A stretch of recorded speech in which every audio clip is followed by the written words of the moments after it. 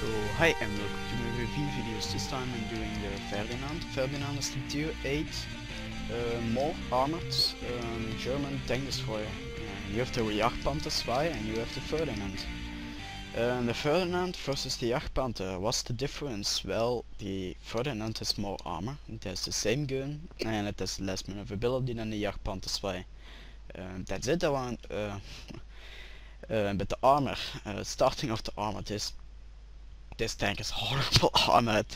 I mean, 200mm frontal armor. From the stats you think like, oh my god, this is an amazing tank. This will bounce every shot in tier 8. Nope, you're absolutely wrong. I'm still figuring out and doing the physics why people can penetrate me here on this armor part. Because I mean, look at that. You have two plates of 10mm. That's 200mm of frontal armor. How can people penetrate you there? No idea why, but still figuring it out how they do it, but till now I'm just living with it. And then you have this thing here. That's one plate of 10mm. So actually it is 100mm of sloped armor. That's around 120mm effective armor, and you have a 40mm plate here, and that's nothing at all. And then you have here right here, and oh, where's 200mm? Ah, there's the 200mm. This small thing here. And for some reason still some people can penetrate me through the gun mantle and into my tank and knocking out nearly every crew member, because they're all sitting here drinking the coffee. And so no idea how they do it, but let's jump into this tank. So this is some things I don't get about the Valley. I just wanted to say that you have three different guns. You have the 88, you have the 10.5, and you have the 12.8. The 88 uses cheap ammo, and the 12.8 just gives a big damage punch. I mean, 246mm of penetration. That's a big penetration for a tier 8. It's one of the best. I think the ISU and the French tank destroyers are better in penetration, and the damage is 490. That's not a bad damage. I mean, in tier 8 you 3 shots and they're dead. That's just amazing. Like, if I shoot at tier 7, there's boom, like 60% of the HP of the next shot they are dead. And thanks to the great penetration also, but this tank is horrible. For some reason I always get placed in crappy teams. Like, the matchmaker decided like, oh, the Fairly is a good tank, let's place it in the horrible teams. And I'll always end up in horrible teams. I have a 600 average XP stats and I only have a 40% win rate. That's like the lowest I ever got in my whole career in World of Tanks. Never got so low in my win rate. But you have three different engine, and if you have the Jagdpanther, the only thing you have is the FIG-12. I don't even know if you have it. I'm not sure, but I already have researched it. You have the stock engine, the stock tracks, and you can't mount the 10.5 if you don't have the tracks. So basically, if you are stock, you can't do anything. You die from the first shot, and you're dead, and you're back to the garage, hoping to get some XP of it, maybe some spotting damage, but you will not have anything. Once if you have the tracks, research after some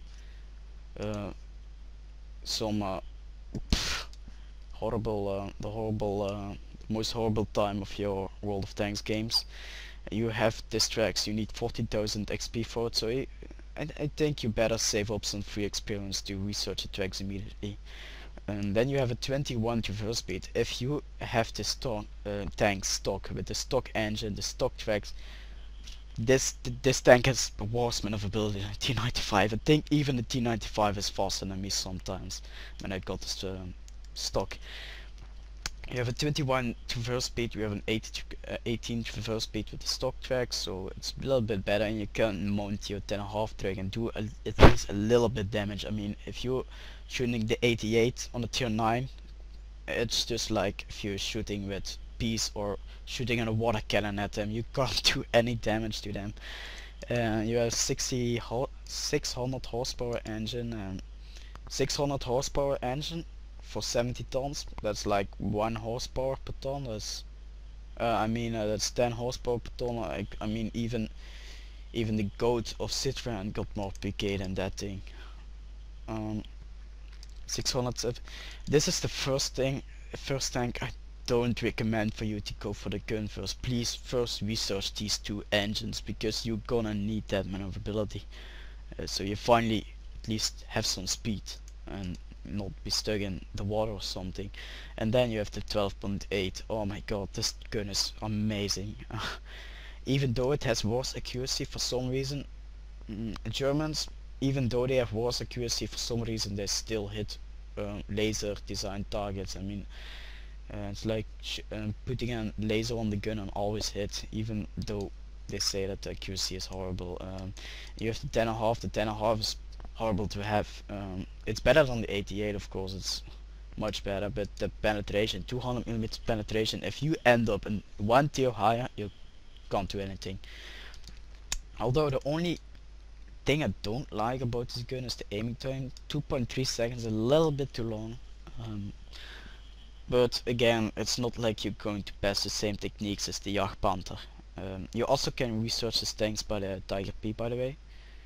Oops, that's my Skype, sorry. The Jagdpanther 2, you can do that peekaboo shots, but with the Ferdinand you can't anymore because you're horrible. So he keeps spamming me. But that's enough talking about the stats. What about to say? The worst enemy for the Ferdinand? Water. Don't go into the water with this thing. This thing is so huge. And maybe you don't. If you put a large stick in the water, like 1 meter, and you try to turn it around, it's very difficult because the water keeps that turning. And the ferry is so big, and it is exactly the same as a stick. It won't turn. It won't turn. Don't go into the water. Don't go swimming with the Ferdinand, because this tank it's horrible if you try to do that. But what makes the tank, and what I didn't say, is the gun. The gun is very good. I love it when I do like tier 9 damage to a tier 8 or something. It's amazing. I mean, the T28 got the same damage, but Ferry has more penetration. Minus 10% load time, you need that because you reload every 12 seconds, and an extra second can be coming really handy. Plus 10% to aiming speed, you need that because it's going worse and worse from now. Just one moment. Okay, and the binocular telescope, because as a TD you camp. No regret, you camp. You always stay camping. Don't be a hero. Don't be like the T28 maybe can do it, or that French 1948, because they have good armor and they can go ahead. And binocular telescope is a handy thing to have, so you have more spotting range and you can easily take them out. And camouflage net, of course, because that's a thing I must have for a TD.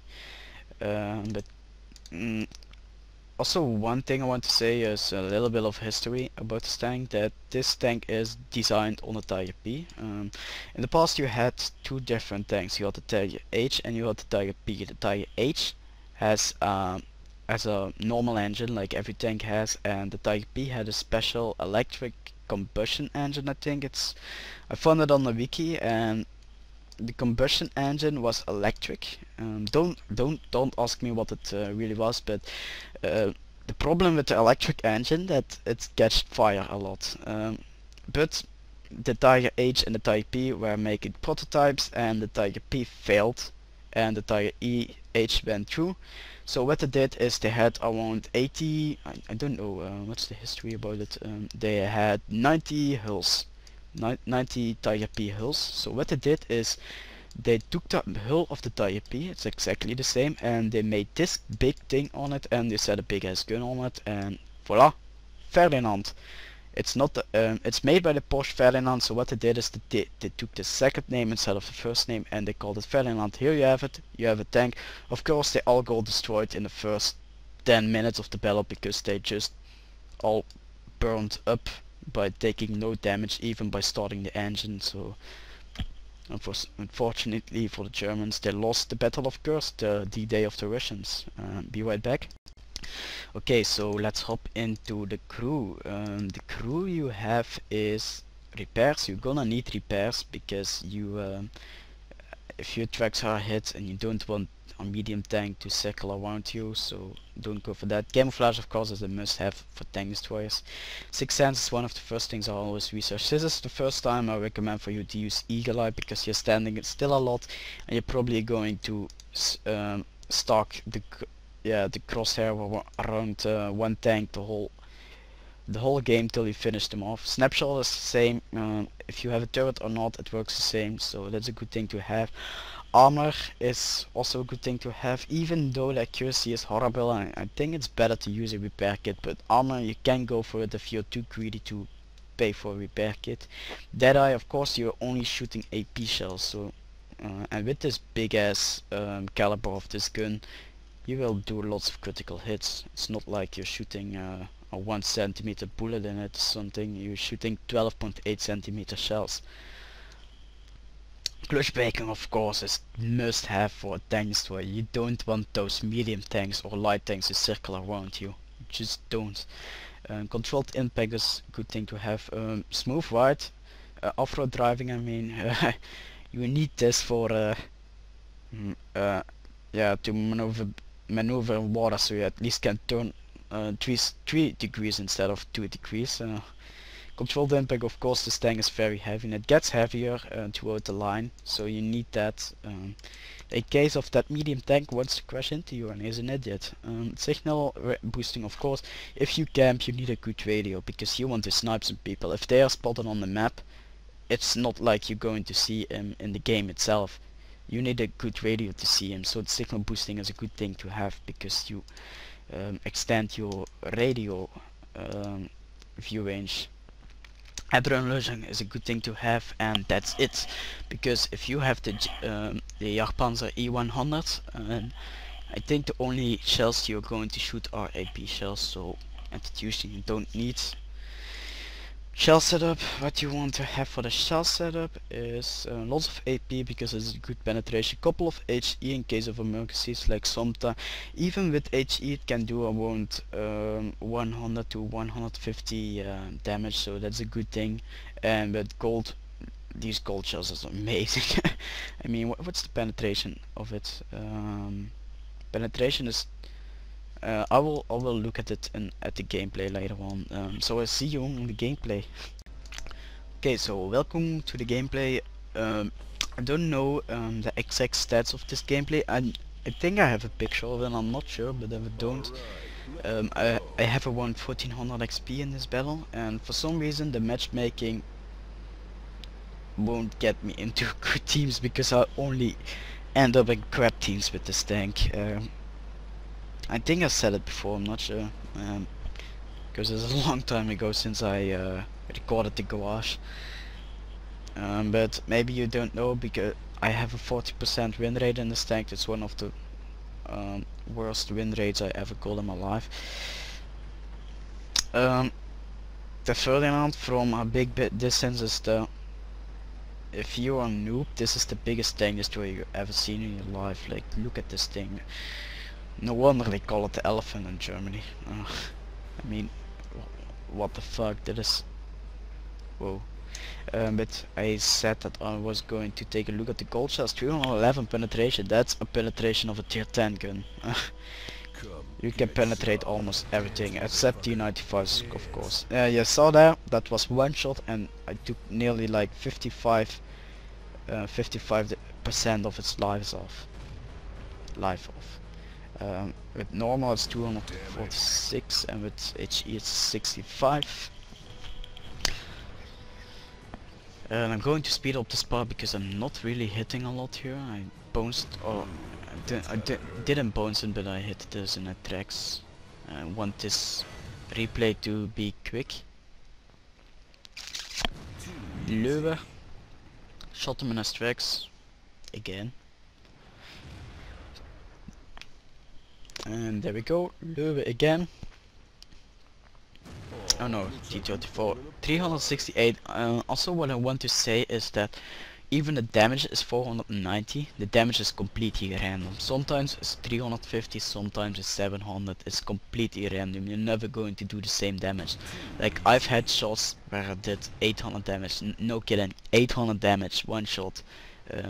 The team was almost dead, so it was not like they were going to do. I shot also 800 damage for Ferdinand. That's a big ass damage. And sometimes I only do 320. It's completely random. Don't go for the stats because sometimes it's good, sometimes it's bad. Depends where you hit it. Let me speed up this part because there's nothing happening now. Right now, I'm going to hit my 536. So I'm going to help my teammates.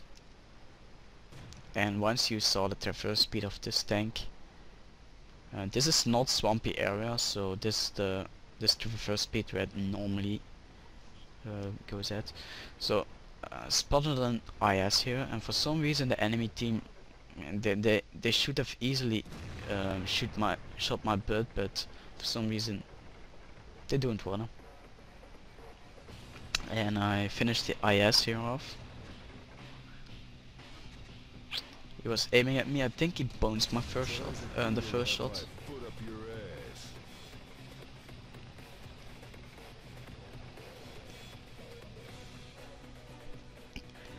And there, finished him off. I think I got one shot at the ice. Oh no, I don't. I retreated because he shot me on the sides. The sides are only 80mm. And also what I want to say is that if you have the Ferdinand, you can easily pass the side scraping technique. The side scraping technique means that you only expose a little bit of your sides and nothing at the hull. So what you do is you drive a little bit backwards to shoot, and then you expose your gun, and then you're going immediately forward, so you only expose your sides at a very angled way. Some people maybe know what I'm talking about. It's difficult to explain how to use it.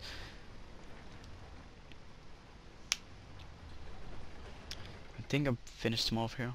I6 is pretty good armor, but it's no match for this gun. And that's it, and I'm driving towards his base. I think I got a lure standing in front of me there. Come on, a little bit faster. I want this gameplay to be quick. 436, and he penetrated me. No idea why. Where should he have penetrated me? Oh, it's on this area again. Why doesn't that surprise me? He bounced me. I think he didn't bounce. I think he shot my gun mantle. I know he bounced, but he shot my gun mantle. Of course, Ferdinand, if you want to find a weak spot for it, shoot its hull. The hull is horrible. My team got one shot at the lure here, and I finished them off. Yeah, there it is. And boom. I mean, I'm not afraid for him to angle, even though his armor is angled. The lure only has 120mm armor, and I have a 240mm gun, so the angling is nothing for this gun. This gun is what makes the tank. Once you have this gun and once you have the engine, this tank is very fun to play. The only thing, of course, is that you get plays in noob teams all the time. And if you see a Ferdinand, be afraid of it, because if that thing shoots you and you're not a tier 10, you're going to lose lots of HP. And this tank is still effective at tier 9. I mean, in tier 9, and you have the penetration of a tier 9 gun. I think it's a tier 10 gun. It's almost the same as the gun on the E75. It feels the same, it aims the same, it shoots the same. It's like deja vu to the E75. And if you're mounted with a tier 10 gun, you can do lots of damage, even in tier 9 or tier 10. Come get shit. Bones the first shot, probably hit the third. I tried to angle my hill here a bit. My hill, sorry.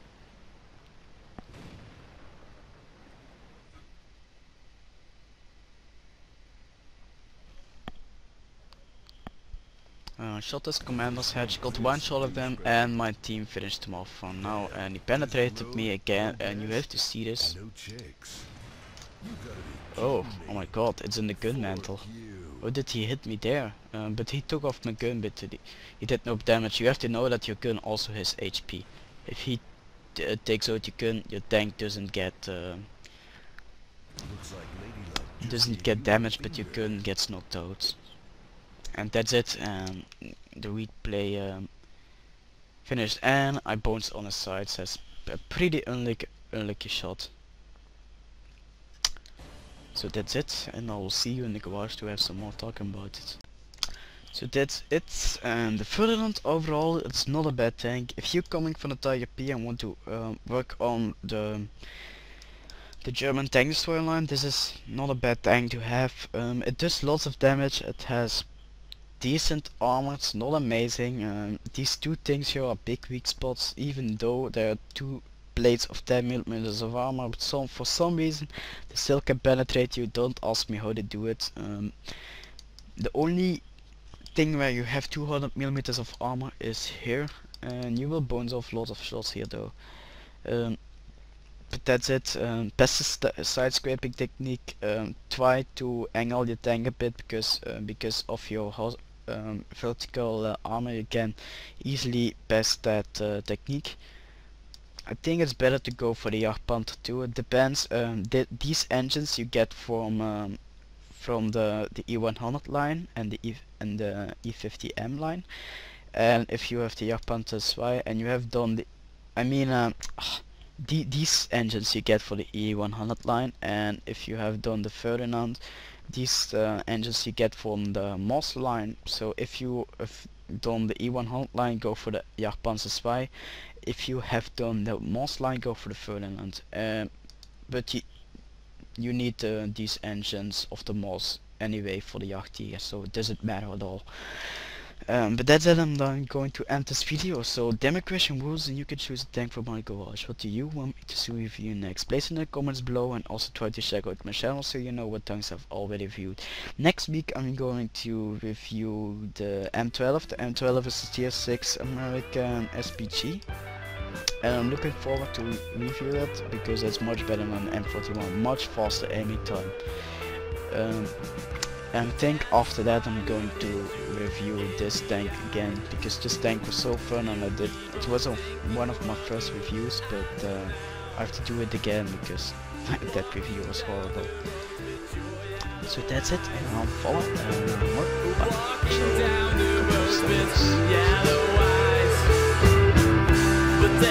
Bye.